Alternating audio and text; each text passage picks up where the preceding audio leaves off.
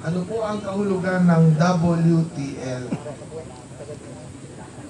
Ang ibig ko po sabihin at gusto kong ipaabot sa inyo ngayong hapon, ang WTL po, ang ibig ko sabihin, paglabas po ninyo ng pintuan ng eskwelahan ng Bukaf. Kanina nabanggit ni Dean,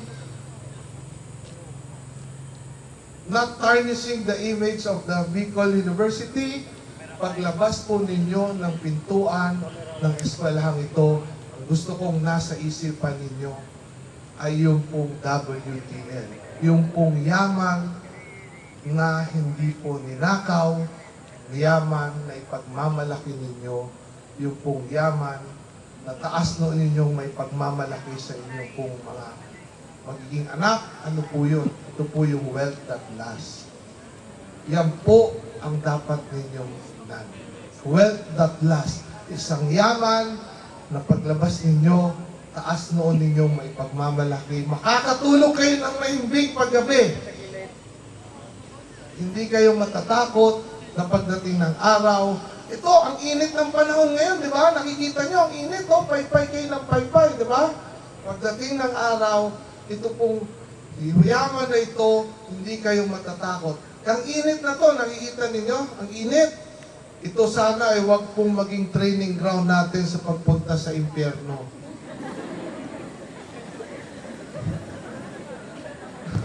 Kaya ang gusto ko pong ipamahagi lang sa inyo ngayon, sana paglabas ninyo ng pintuang ito, ang inyo pong gagawin ay yaman na ipagmamalaki ninyo. Ito pong wealth that lasts, tatlo po ito.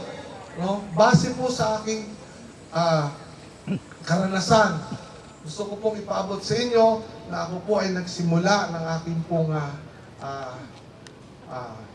pagninegosyo or bago po ako naging politiko. Tatlo po itong wealth that lasts, no? Na ibig kong ipamahagi sa inyo. Tatlo po ito, tatlong WTL. Ano po yun? Yung una po, ito po yung willing to learn. Okay? Willing to learn. Ano po ibig sabihin nito? Bago ko nakuha po yung tamang formula. No? Tamang formula. Mahigit 50 negosyo ang aking itinayo. More than 50. Nung ako ay high school, ako po ay na-kick out nung ako ay third year. Hindi na kayo matatakot ngayon na ma-kick out kasi si Dean, mabait si Dean eh. Pero nung ako ay high school, ako ay na-kick out. Bakit? Dahil po ako ay magastos, nagbebenta ako ng 5-star na paputok sa eskwelahan. Alam mo rin yung 5-star na paputok? Ako ay nagbebenta ng 5-star na paputok. Okay? Pag malakas ang benta mo, sisikat ka. Siyempre, nalaman ng aking principal. Hindi naman niya ako kinick out dahil dyan sa paputok na yan. Yung iba pang story yung kick out na yon. Pero, kinuha niya lahat ng aking paninda at pinagmulta pa ako ng 10,000. Ano po lesson po dito? Huwag na huwag po kayong papasok sa illegal.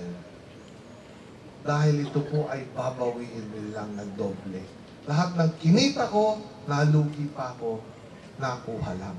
Nagpasok din ako, pumunta rin ako, nagawa ko ng t-shirt printing, yung buy and sell ng t-shirt. Dahil nung panahon na yon, usong-uso yung mga t-shirt na iniimprentahan. Pero hindi po nalugi rin dahil bakit? Sumusunod lang ako sa uso. Kaya ako tuwan-tuwa. Ito pong mga kaninang recognition, ito po, habang binabasa ko yung title, puro po bago ito sa aking pandinig. Kaya ako po ay tuwan-tuwa na kayo po ay hindi sumusunod sa uso lamang. No? Kayo ang nagiging trailblazer, kayo ang innovators. No? So congratulations again sa inyong lahat. Palakpakan naman natin sa ninyo. Okay? Pangalawa po, ito po yung willing to lead. Okay? Ito po, lagi kong sinasabi. No? Willing to lead. Ano po ito? Lagi kong sinasabi, Dapat po, kanina na-mention na rin ni Pres, dapat po baguhin yung perspective. Dapat pong baguhin na natin ngayong araw po, birthday ng ating national hero, si Dr. Jose Rizal. Ang sabi niya, happy birthday daw. Ang sabi niya, ang kabataan ang pag-asa ng bayan. Ano pong ibig sabihin nito? Sa inyo po dapat magsimula. Tapusin, tuldukan na po natin yung ating pong kultura na tayo po ay kontento na, masaya na, okay na, pwede na, porque tayo ay nabigyan ng konti. Pag ako po ay umiikot, kanina galing ako sa Pamplona, Camarines Sur, papasok pa lang ako, nagpapasalamat na sa akin yung mga magulang nung mabibigyan po ng educational assistance. Nagpapasalamat. Salamat po ko, salamat. Ako ay nagtataka, sabi ko sa kanila, hindi nyo kailangan magpasalamat sa akin. Bakit kayo nagpapasalamat sa akin? Hindi ko naman ito pera. Pera ninyo ito. Pera ito ng taong bayan. Pera ninyo ito. Ako ay tagasingin lamang ng utang ng gobyerno na serbisyo sa inyo. Kaya hindi nyo kailangan magpasalamat sa akin. Bakit kayo nagpapasalamat? Dahil bakit? Dahil tayo po na mga Pilipino ay mababait. Kontento na po tayo. Tingnan ninyo kung paano sambahin natin ang isang politiko na nagbigay lang ng konting ayuda. Dapat po baguhin na to. Sa inyo ito magsisimula. Ang hamon ko sa inyo ito dapat magsimula. Hindi po, kanina, ang dami kong naririnig, kung kulang ang pambili ko kulang ang pang-tuition, walang pera. Narinig ko kanina kay Dean, yung daw Unifast, deficit na yung pera, kulang na naman, walang pondo. Walang pondo. Pero ano nangyayari? Bakit po nangyayari ito? Tayo may kasalanan. Bakit? Hindi tayo nagrereklamo. Hindi nagrereklamo. Ako ang magrereklamo din. Ako ang magrereklamo para sa inyo. Bakit? Obligasyon po ng gobyerno na paaralin yung mga taong walang perang pumasok sa eskwelahan. Ginawa po natin ito, kaya po ako nandito, dahil lagi ko sinasabi, hindi po dapat pabigat sa taong bayan ang mga nasa gobyerno. Hindi po dapat pabigat. Kung hindi po kayang mapagaan ang buhay ninyo, dapat at least huwag maging pabigat. At hindi lang po kami, ang hamon ko sa inyo, huwag tayo maging pabigat sa isa't isa. Sa inyo po yan magsisimula. Yung kultura na yan, sa inyo magsisimula. Kailangan na at panahon na para baguhin natin yung scorecard para po sa ating mga opisyal sa pamahalaan. Kailangan po tingnan natin mabuti. Hindi yung mga pabigat, kailangan baguhin po natin yan lahat. At yan sa inyo magsisimula. Alam ba ninyo, yung kagabi, nakita ko sa Viber, may isang kumakalat na video. Yun po, ito ay tungkol sa isang professor na pagpasok niya sa klase, without saying anything, pinalabas niya yung isang estudyante and telling the student, I don't want to see you anymore in any of my classes. Pag alis nun, walang nagawa. Siyempre, walang nagawa yung estudyante. Lumabas, nakaluha, lumabas, nakatingin lang yung buong klase. Pagkatapos nun, ang tanong ng professor, do you think na may hustisya sa ginawa ko? Ang sagot ng mga kaklase, wala. Ang sabi ng professor, pero bakit wala sa inyong nagreklamo? Wala man lang nagsalita.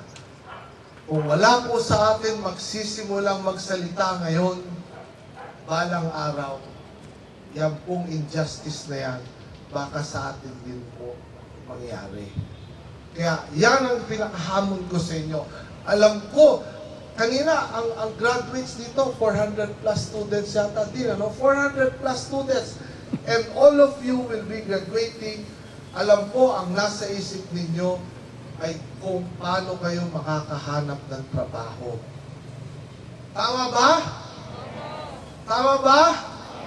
400 plus? Kaya sinasabi ko sa inyo, ang aking pong opisina ay bukas po para sa inyo kung kailangan ninyo ng aking endorsement.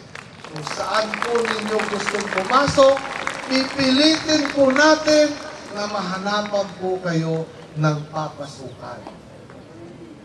Okay ba yun? Okay ba yun? Yes! Gutom na yata talaga kayo, lilipas din yan. Mamaya-maya, masasanay na kayo. Okay? And in relation to that, nabanggit ko na to din actually, alam ba ninyo kung ano yung Shark Tank sa US? Shark Tank! Alam nyo? Okay. By August,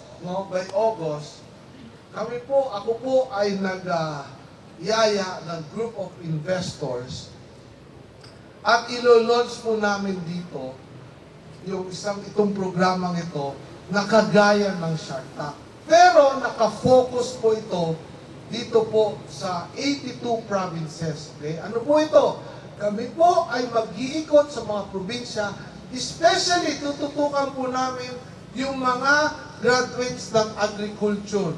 No? Since ang ating pong Pangulo, ang ating Presidente, ang thrust ay food security, at ito pong mga ginagawa ninyo, related po dito, kami po ay mag-iikot at maghahanap po kami ng mga proposals po galing sa inyo para po kung okay, ito po ay ating pong susuportahan at popondohan. Okay? Bibigyan po namin ng sapat na puhunan at tutulungan lumago po ito. Ito po ay bagong negosyo na gusto nating mangyari sa lahat po ng probinsya. Pupunta po kami dito sa inyong eskwelahan sa BU, dito sa Bukap especially, no? Dahil nandito yung mga agricultural subjects, dito po kami pupunta at titingnan po natin. May naririnig ako kay Professor, yung mga pili oil, kung mga ano po, yung mga kailangan, ano po yung kailangan ninyong equipment, puhunan, kung paano po natin ito mapapalago at mapapalaki, dito po natin ito sisimulan. Okay?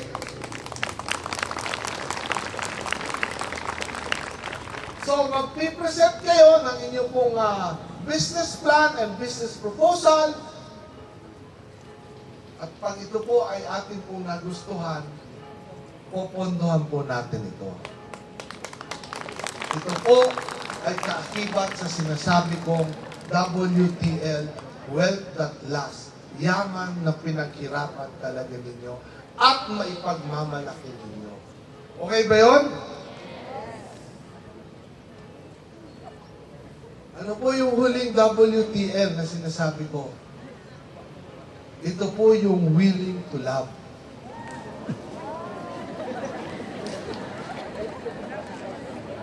Willing to love. Naghahanap ako ng leading lady ko, Lee Min Ho. Willing to love. Ano po ang ibig ko sabihin dito? Ito po na nakuha ninyo ay libre. Libreng edukasyon. Kahapon ang homily, ang gospel, ang sabi, ang ibinigay ng libre ay dapat libre ring ibigay. Sabi kanina ni Pres, to whom much is given, much is expected. ito pong libreng edukasyon na nakuha ninyo, hindi po ito libre. Sa bawat piso po na nilagay dyan, piso yan na inalis dun sa mga taong walang perang magpagamot, sa mga taong walang bahay, sa mga farmers na bagamat food producers ay walang pera pambili ng masasarap na pagkain para sa pamilya. Kaya ito po ang sinasabi ko, ang kailangan ko po pag-graduate, ang kailangan ko po ay hindi lang graduates na matatalino, kundi graduates na mapagbigay, graduates na may puso at higit sa lahat, graduates na paglabas po ay hindi po pabigat sa iba. Yan po ang hamon ko sa inyo, kailangan po ibalik ninyo naglibre sa lipunan ito pong nakuha ninyong libreng edukasyon. Yan po ang ibig kong sabihin ng willing to love. Okay ba yun? Willing to love. Okay ba yun? Okay? So, ang akin po na laging sinasabi, ang aking pangarap ay isang lipunan na kung saan lahat ng tao ay may malasakit, lahat po ay nagkakaisa at iniisip na hindi po kabigat sa isa't isa. Gusto ba ninyo na pagdating ng araw, nag-iisa lang kayo dahil ang inyong mga magiging anak ay sanay na kanya-kanya, sanay na hindi kayo pinakikialaman, sanay na parang doon sa ibang bansa na pagdating ng tumatanda na kayo, dadalhin na lang kayo doon sa home for the aged at bibisitahin na lang kayo ng once a year. Gusto ba ninyo yung ganyan? Ayaw po natin yan. Kaya sa inyo po talaga dapat magsimula yan. Sino nanonood ng K-drama? K-drama? Kayo Nahiya. Ako kayo mahiya. Ako nanonood ako ngayon, pinanonood nyo ngayon. Kung ngayon, alam nyo kung ano? Yung Queen Maker. Queen Maker. Sino nakapanood ka ng Queen Maker? Okay? Alam niyo, gusto ko yung isang sinabi doon ng kandidatong mayor. No? Sabi ng kandidatong mayor doon, the strong determination to save everyone might be the key to a better society. The strong determination. Sa akin po, yan po ang gusto ko sabihin. Paglabas po ninyo, pagka-graduate ninyo, kailangan po ang graduate na hindi lang matalino, kundi graduates na may puso. May puso para sa lipunan, may puso para sa kapwa. Ako po ay magpapatuloy na tagasingin ninyo ng utang na serbisyo ng gobyerno sa inyo. Ang aking pong pangarap, ang aking pong pangako, ang aking panata, at minuminuto, ginagawa ko ng paraan at gagawa ko ng paraan. Yan po ang WTL. Yung pong aking initial, ang aking pong pangarap sa bawat isa ay maging winner tayo lahat. Ano po ang ibig sabihin ng WTL? Alam mo, lakasan nyo, hindi tayo matatapos dito. Alam mo, gabi na. Hindi ko ito tatapusin hanggang hindi nyo nakikita, kukuha. Ano ibig sabihin ng WTL? Ulit. Lakasan natin. Ano ibig sabihin ng WTL? Winner tayo lahat. Yan po ang aking pangarap sa bawat isa sa atin. Maraming salamat po. Diyos maraming na aldaw po sa inyo.